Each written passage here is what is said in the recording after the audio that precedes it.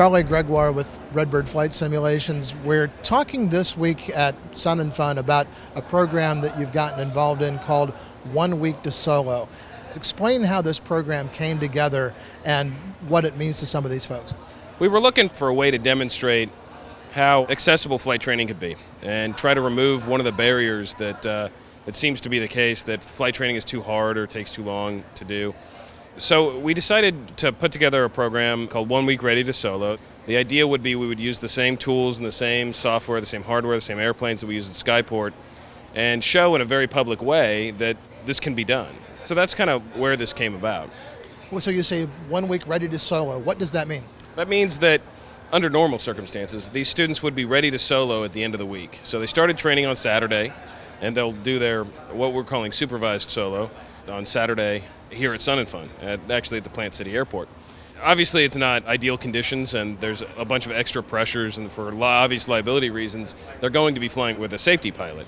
But under normal circumstances, at any of our flight schools that are using these kind of technologies and training the way that we do at Skyport, 1 week is really not pushing it very much. It's something we do every day at Skyport. What has the curriculum been like? What have they been going through on a day-to-day basis? They're splitting their time between time in the sim and time in the airplane. They'll be using our gift modules, learning in the MCX over there. They'll be on the X-Wing, doing X-Wing landings. They'll be on the TD, working on Parrot, radio communications, that kind of stuff. And they'll be heading out to Plant City and doing actual flights. So there's 3 students, each with a primary instructor that's following them around and stepping them through this 1 week course. So, how were the students selected? AOPA went out and found a few people from organizations they were connected with.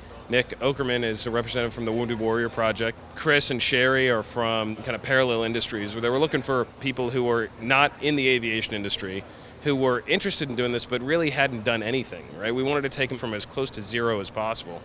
And as part of this, create a way to market to industries that have similar interests and hopefully promote aviation in the case of Chris in the motorcycling industry, and in the case of Sherry in the automotive industry.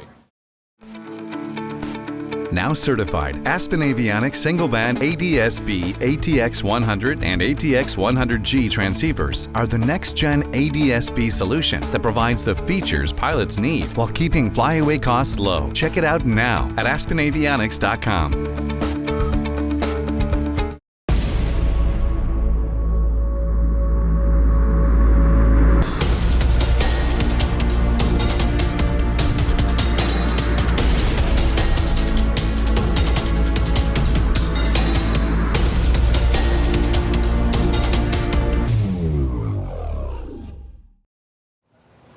Jeffrey Wolf, Chief Flight Instructor with Paragon Flight Training. How did you get involved in this 1 week Ready to Solo project? Yeah, well, Charlie approached me and asked me if we wanted to be involved, and we didn't really hesitate. We knew we wanted to be a part of this, and it's a great experiment, and we're very excited to see the outcome. How are the students handling being put in an airplane pretty much for the first time as pilot in command and making that transition from being civilian to pilot? Oh, it's pretty cool. This is the first time we're really being somewhat forced to step away from the traditional method of training to utilizing the simulators a lot more on the front end, and then seeing what the outcome is in the aircraft after that. They got 4 or 5 hours in the Redbird before they even touched the plane, and then on his second flight he's doing the radios and he's doing the traffic patterns, and I'm like, all right, this is working, it's cool. I think the flight schools of the future are going to be a farm of simulators and a smaller aircraft fleet. The hardest part is going to be getting the students and the instructors to really drink the Kool-Aid. And this was a great experiment to see that, and I think that's really what they're trying to prove.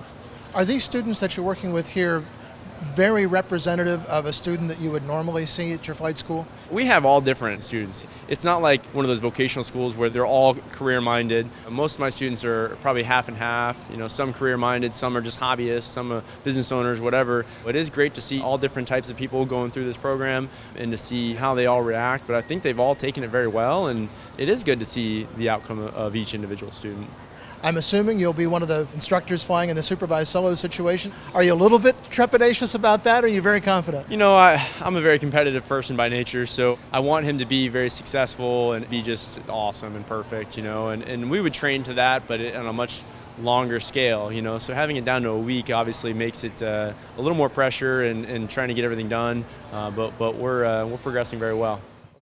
Explore no-limits flying in the newly FAA-certified Sea Ray Elite Amphibious LSA. Progressive Aerodyne Sea Ray Elite with a Rotax 914 turbocharged engine is equally at home on the ground, in the air, or on the water. Check it out at www.searay.com.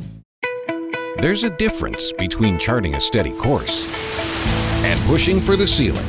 And for nearly a century, Hartzell Propeller has been defining that difference. It's in our passion for engineering and research and our dedication to testing the limits of performance. We are built on honor.